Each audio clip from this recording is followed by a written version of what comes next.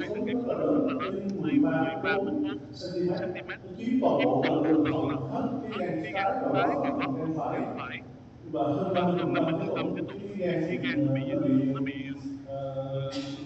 chiếm chiếm nó nó là đúng, làm đúng và có và thiếu có thốn thiếu một phần thốn tĩnh một mạch phần của tĩnh mạch bên của thùy bên mạch trái. bên trái. Cho nên rõ Cho nên ràng rõ ràng đây đây là là một một cái cái tổn tổn thương thương rất lớn rất ở lớn gan. ở gan.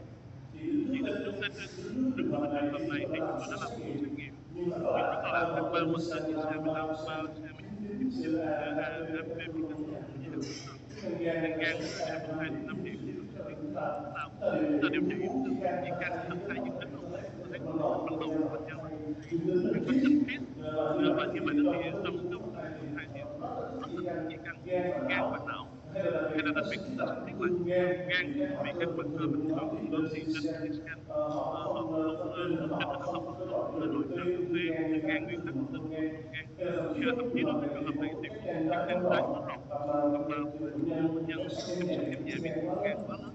Thì Thì tôi không mất tôi nhiều không thời mất nhiều gian thời gian cho cho cái lựa cái chọn. lựa Tuy nhiên chọn. Tuy thì nhiên thì đánh giá trên đánh giá cái trên bệnh cái nhân bệnh này nhân này chúng tôi vẫn chúng quyết tôi định vẫn là quyết CT định là gan CT rất là gan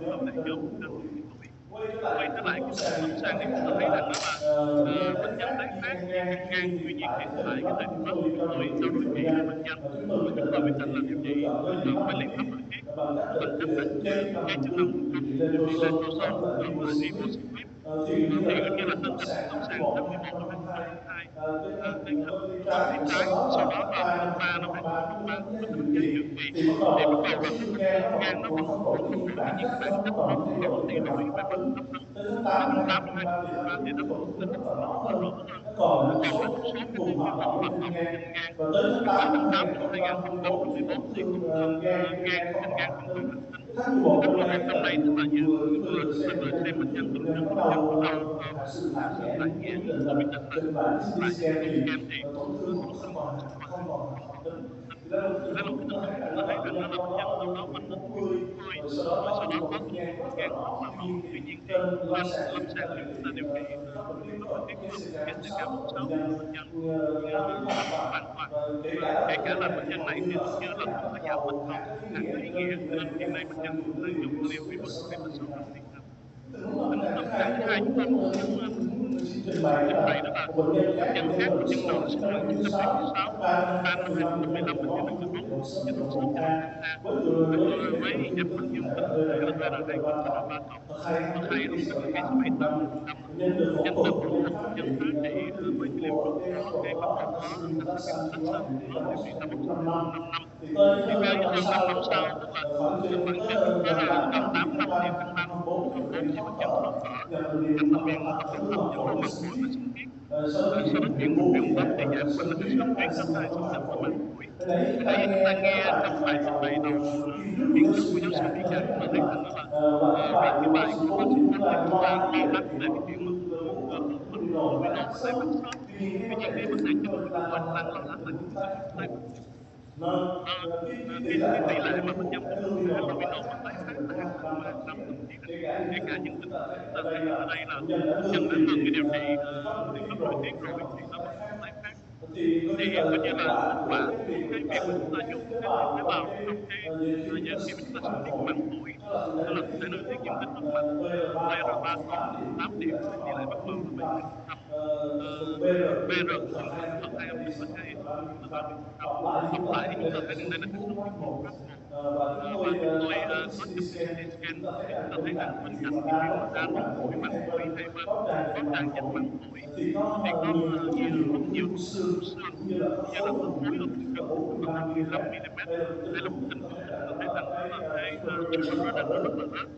Vì vậy đó thì chúng ta trên cái tình huống này thì coi như vậy đó thì bệnh nhân trên lâm sàng bệnh nhân khi mà qua bệnh viện phẫu thuật sau 2 tháng sau khi mà đã dẫn lưu lên bệnh viện và đã được cái ống dẫn lưu và siêu âm sơ hóa thì sau 2 tháng bệnh nhân bắt đầu có triệu chứng khó thở trở lại. Thì như vậy thì sự biến tiếp theo của chúng ta là gì? Bệnh nhân có khó thở là do suy tuần hoàn thang, chúng ta cần biện pháp cấp cứu hay là dẫn lưu màng phổi viêm số hóa hay là dẫn lưu màng phổi đến nhờ điều trị đến toàn thân hay là chúng tôi cần điều trị đến phản xâm là chăm sóc giảm nhẹ.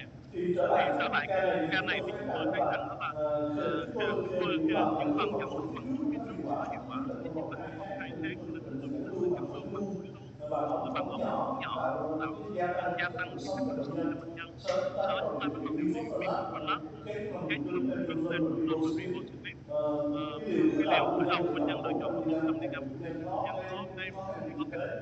Thì sau đó thì chúng ta thấy rằng cái kết quả là chúng tôi ống dẫn lưu màng phổi sau 2 tuần bệnh nhân lại tái lại và CT scan tháng 8 năm 2021 và thậm chí năm 2021 thì nó vẫn hoàn toàn có màng phổi cái hàng dịch màng phổi rất là ít, cũng như là cái tổn thương vùng chân thì cũng như nó giảm lại. Tuy nhiên thì chúng tôi vẫn chưa kịp chụp CT ở đây hôm nay để cho chúng tôi báo cáo kết quả. Tuy nhiên đây là một cái tình huống mà chúng ta thấy rằng đó là kể cả bệnh nhân có khó thở thì mà dẫn lưu màng phổi giảm khó thở thì chúng ta cũng sẽ đánh giá là bệnh nhân bị suy chức năng tạng. Tuy nhiên thì trên cái lâm sàng chúng ta thấy rằng rõ ràng là như là đây là một bệnh nhân có bị tổn thương rất là nhiều.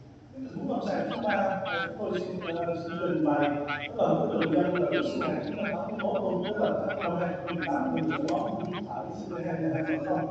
Sau đó thoái vị trước phần hỗ trợ thì chúng ta thấy rằng đáp ứng gần hoàn toàn nhưng mà còn thạch đánh giá sơ bộ là IVT không có nồng độ cồn không, với cái thể sinh học là BR3 cộng thật hay âm tính là KC7 50%, tức là B của nó KC7 rất là cao.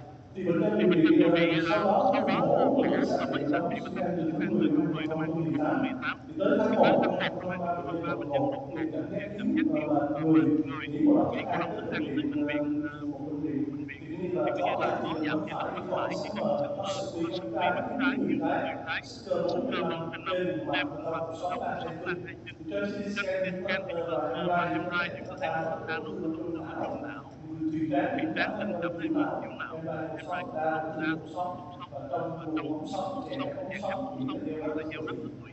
Siêu âm CT scan hình tinh cầu hai bên thiên căn, tôi quyết định chỉnh thiết lại thì đó là tổn thương tuyến ráp 3 với các thành phần tại nội tiết của nó rất mạnh. BR3 cộng với lại 80% cái tế bào cái nhân tế bào của màu BR âm tính hay âm tính, KC7 lần này lên tới 70%. Thì như vậy thì cơ hội nào để mà xử lý số cái trường hợp bệnh nhân này, chúng tôi phân phó y tế khác chỉ cần là xử lý sớm thành cơ hội chậm thì xã sẽ đề xuất, thì cũng muốn nói cách nào để mà xã trị tạm thời giảm nhẹ cho bệnh nhân này. Nên như vậy tôi quyết định là điều trị là thiết kế như là 100% maximum open từ đầu tháng 3 năm 2023 bệnh viện Quảng Ánh. Thì sau một tháng thì bệnh nhân giảm đâu 50% thì tôi báo cáo với hết ủy ban nhân cái hình ở trên là mình coi được bệnh nhân và gia đình cho phép chia sẻ, thì chúng ta thấy rằng cái tình trạng mà sốc mi nó đỡ hẳn rồi. Thì lúc mà ban đầu bệnh nhân tới với chúng tôi về test thì có thể tưởng tượng được rằng là cái sốc mi bên kia thì nó đã hồi phục và bệnh nhân vẫn còn thấy được, còn cái bên sốc mi thì còn thấy được, lúc đó bệnh nhân phải dán cái băng dính lên để kéo cái con mắt lên để cho bệnh nhân thấy đường để mà coi như là sinh hoạt. Thì như vậy đó thì bệnh nhân có cái giảm tiểu giảm bắt đầu từ tháng 3 cho đến tháng 4 năm 2023 thì tôi giảm đều Ribociclib. Tháng 5 năm 2023 Milan rồi thì có đánh giá là phục vụ.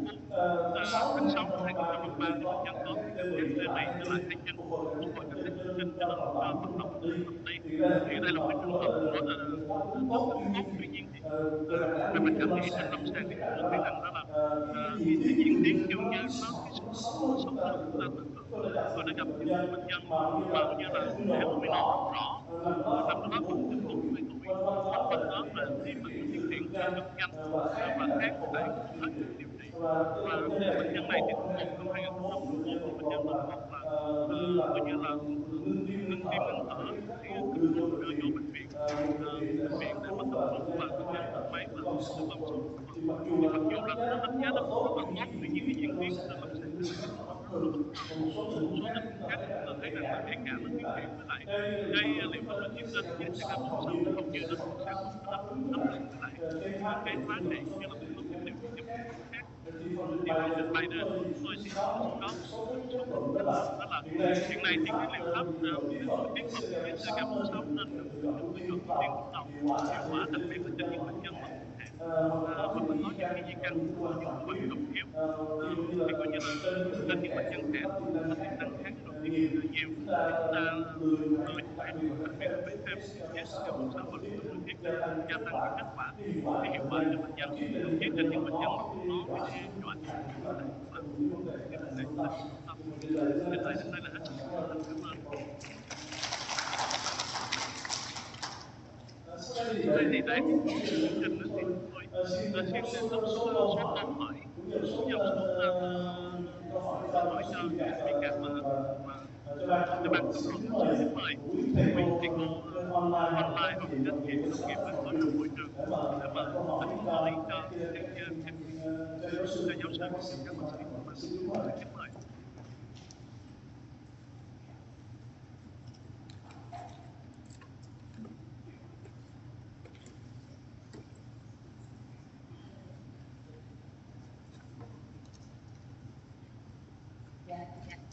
Kính thưa quý thầy cô và kính thưa các anh chị và các bạn, để bác sĩ mình đã hỏi một câu, bác sĩ Việt một câu rồi thì chúng ta sẽ chắc là xin mời các anh chị nghĩ.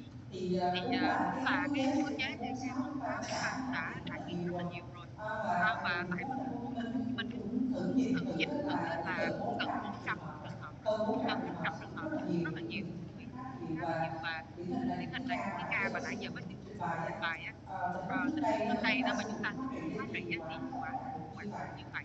Và rõ ràng có một số những tình huống ngay cả khi mà xảy ra những cái phản xạ cũng không thể can thiệp bằng hóa trị được. Ví dụ như bệnh nhân mà có suy chức năng của gan thì hay là có thâm nhập tủy thì cũng không thể nào can thiệp được, mà chúng tôi cũng đã từng can thiệp những ca như vậy và đem lại kết quả cũng rất là hoàn hảo. Nói về cái nghiên cứu của giáo sư Phạm Tiến Phi Cạc thì chúng tôi cũng rất là thật á, thì có rất là nhiều nghiên cứu đánh giá về biomarker để xem là những cái trường hợp nào mà có đáp ứng với cơ chế CDK4/6. Và gần đây nhất thì chúng tôi khá là ấn tượng với một cái nghiên cứu kéo dài từ năm 2014 tới nay, tôi hình như là phải vậy. Đó là Almara thì đánh giá một số những cái biomarker để xem là đáp ứng với cơ chế CDK4/6 như thế nào.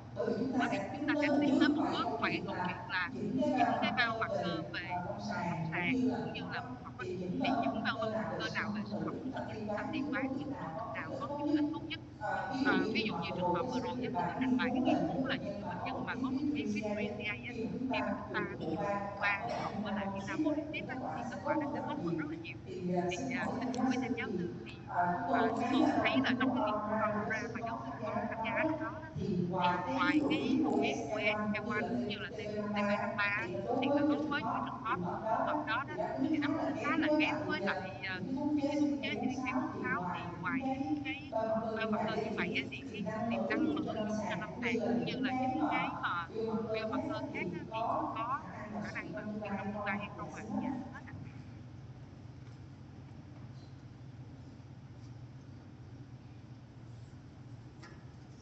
Thank you very much. This is a very important question because we live in the century of personalized medicine with the hope that we can better select patients who will or will not respond to these drugs.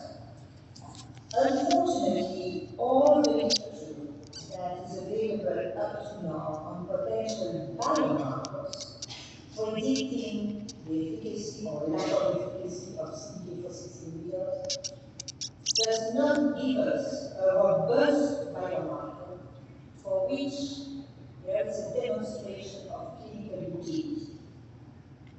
So I am afraid that in clinical practice there is nothing that we can rely on today. And as a matter of fact, these biomarkers studies are in fact very difficult to conduct and take a long time. You are right, you refer to our efforts in the Aurora program to identify potentially these biomarkers. There was indeed a suggestion that if the tumor is ESR1 mutated or if there are P52 mutations, the benefit of the CDK4/6 inhibitor will be less, but we cannot say that it's inexistent. In contrast, when there are P2C mutations, there does not seem to be an impact on the activity of the CDK4/6 inhibitors. So I'm afraid we are not very advanced. We have done a small study in Belgium that suggests that if you do a learning PET scan, but I don't know if you have access to that in Vietnam,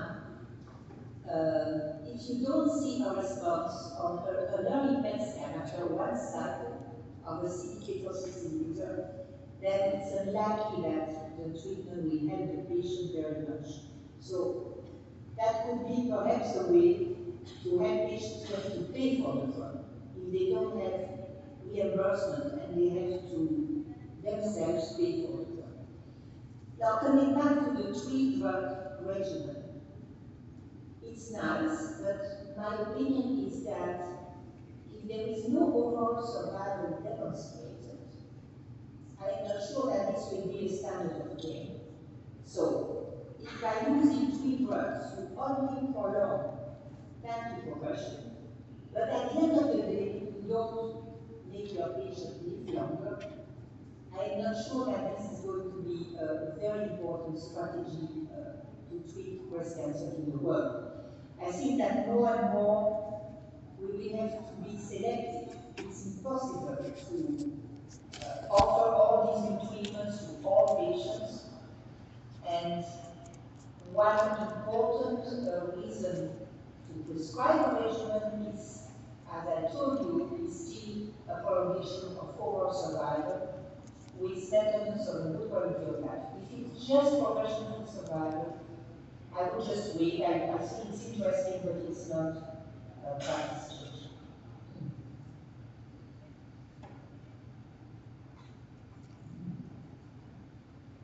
Xin mời câu hỏi của chị.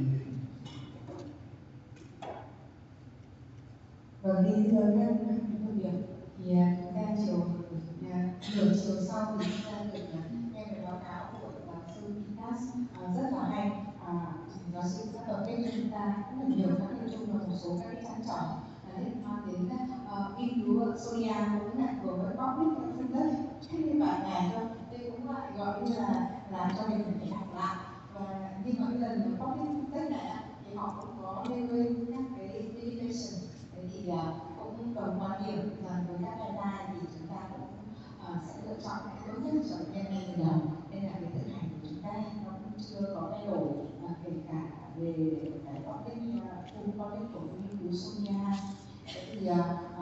Thì chúng ta thấy có một cái câu hỏi liên quan đến chia sẻ quan điểm về đơn giản đối với việc sử dụng cái thuốc ức chế CDK4 trên bệnh nhân, gọi như là mình gọi một từ là có bệnh lý hung hãn. Thế thì báo cáo các đồng nghiệp, trước kia chúng ta gần như là không dám là điều trị nội tiết trên những bệnh nhân mà có CDK, bởi vì là bác sĩ cũng chẳng tin là điều trị nội tiết nó lại giúp là giảm được nhanh các cái tổn thương CDK. Hai là bệnh nhân sẽ cũng càng thông tin, vì tôi nói đến nội tiết là người ta thấy là sao điều trị cho nhẹ thế, sao không điều trị hóa chất, nghĩ rằng hóa chất mới là mạnh mẽ. Thế thì chúng ta đã có CDK4 và với các cái nghiên cứu trên bệnh nhân CDK thì chúng ta thấy là hoàn toàn tin tưởng vào chỉ định.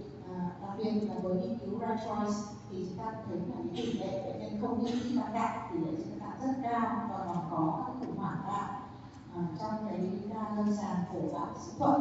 Thì thấy đây là một minh chứng rất là rõ ràng, đúng không? Bệnh nhân từ gọi như là tạm gọi gần như là có chết trở về đấy, và ngay cả bác sĩ Huyền cũng thế, có ngồi và nói chuyện với bác sĩ Hồng Đức, đó là bệnh nhân gọi như là ngồi cúi người như thế này để thở đấy, và chỉ dùng thuốc Ribocyclic sau 1 tuần, và từ các chu kỳ sau cho đến 26 chu kỳ là bệnh nhân lớn tuổi nhưng mà đi đến điều trị là đi một mình, không có con gái thì đi cùng cả. Thế thì gọi là chúng ta có tự tin không khi điều trị nội tiết thì phải nói với CDK4 kết hợp với nội tiết thì chúng ta sẽ tự tin điều trị cho những cái bệnh nhân mà có di căn tạng, chính bệnh nhân khủng hoảng tạng. Nếu chúng ta không lo lắng thì các đồng nghiệp mà chúng ta thấy là chỉ định này nó rõ ràng rồi, đấy là cái hiệu quả, một là về tỷ lệ đáp ứng, hai là về hiệu quả lâu dài liên quan đến thời gian sống thêm, không tiến triển cũng thời gian sống thêm toàn bộ, và một cái chúng ta quan tâm đấy là vấn đề thời gian quản lý nó cũng rất là nhanh, nó cũng không kém nhiều so với bệnh hóa trị. Đấy, và chúng ta thấy đặc biệt là nó còn cải thiện được cả cái so với hóa trị, cho nên là có lý do gì chỉ có mỗi cái việc là bệnh nhân có hiện tại có điều kiện y tế để tiếp cận với CDK4 không, nhưng mà về mặt chuyên môn là chúng ta hoàn toàn tin tưởng. Các cái nội dung mà chỉ liên quan đến thuốc CDK4 cho giai đoạn tái phát di căn thì gần như là chúng ta cũng thấy là các được thảo luận rất là nhiều trong rất là nhiều hội thảo rồi. Thế thì nhân dịp hôm nay có giáo sư Nguyễn Khác ở đây, thì tôi cũng xin được hỏi giáo sư một câu, tức là chúng ta cũng có một cái tỷ lệ bệnh nhân bộ ba dương tính, cả cụ thể viên dương tính và cả HER2 dương tính. Thế thì cái con đường hướng dẫn thực hành chuẩn của chúng ta bây giờ vẫn gai cho chúng ta là lựa chọn theo cái hướng HER2 dương tính trước, tức là chúng ta sẽ điều trị hóa chất kết hợp với thuốc kháng HER2, sau đó bệnh nhân 4 đến 6 tháng bệnh nhân đạt được đáp ứng và chúng ta sẽ duy trì thuốc nội tiết cộng với lại thuốc kháng HER2. Vậy thì tôi có 2 câu hỏi liên quan đến tình huống này. Cái câu hỏi thứ nhất là chúng tôi nếu vẫn giữ cái con đường lựa chọn điều trị cho bệnh nhân như vậy thì đến cái pha duy trì bệnh nhân vẫn còn tổn thương ấy, thì cái pha duy trì thì chúng tôi có nên kết hợp nội tiết kháng HER2 và CDK4 hay không? Đây là câu hỏi thứ nhất. Câu hỏi thứ hai thì nếu như trong tình huống ngay từ đầu bệnh nhân không phải là một ứng viên để điều trị với hóa chất thì chúng ta thường sẽ lựa chọn là nội tiết kết hợp với thuốc kháng HER2. Thì trong trường hợp đó thì chúng tôi có nên phối hợp nội tiết kháng HER2 và CDK4 ngay từ đầu hay không? Xin cảm ơn giáo sư.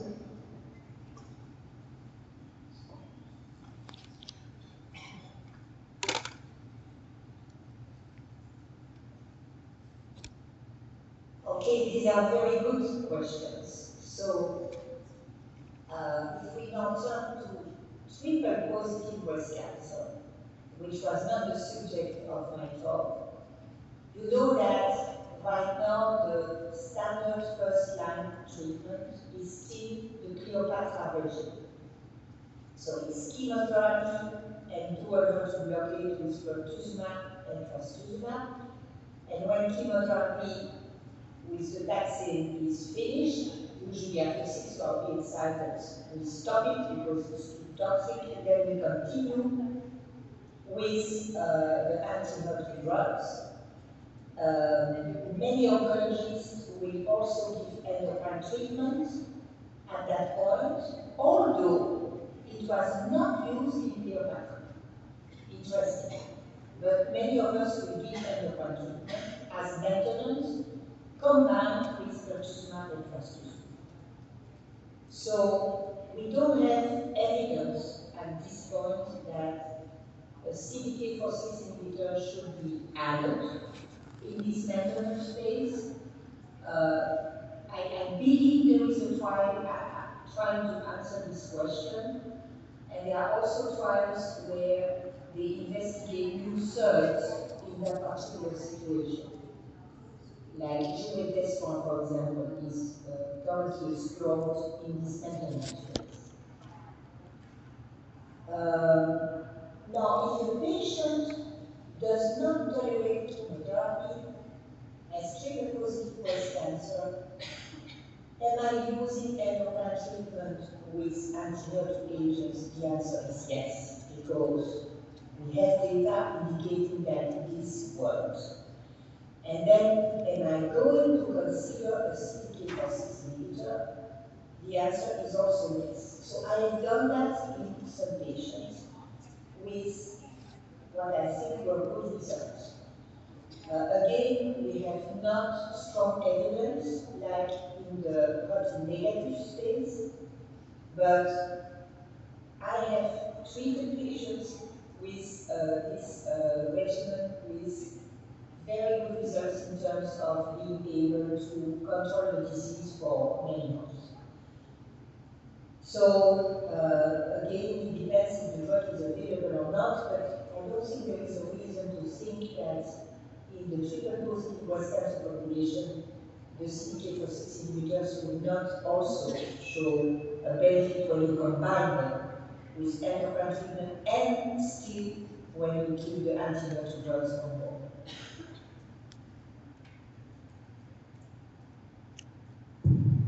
Để kết thúc cái chương trình hôm nay của lần nữa, chúng tôi xin cảm ơn tiến sĩ CDK vì cái dành thời gian của mình từ rất là sớm ở bên Mỹ cho tới bây giờ là gần trưa bên đó rồi, và cũng như là những cái bài nói tuyệt vời của giáo sư cũng đã giúp cho chúng tôi nắm được rất là nhiều các thông tin, thậm chí là chúng tôi đã nghĩ là chúng tôi đã biết rất nhiều, nhưng mà qua cái bài của giáo sư chúng tôi thêm được một số các cái kiến thức mới.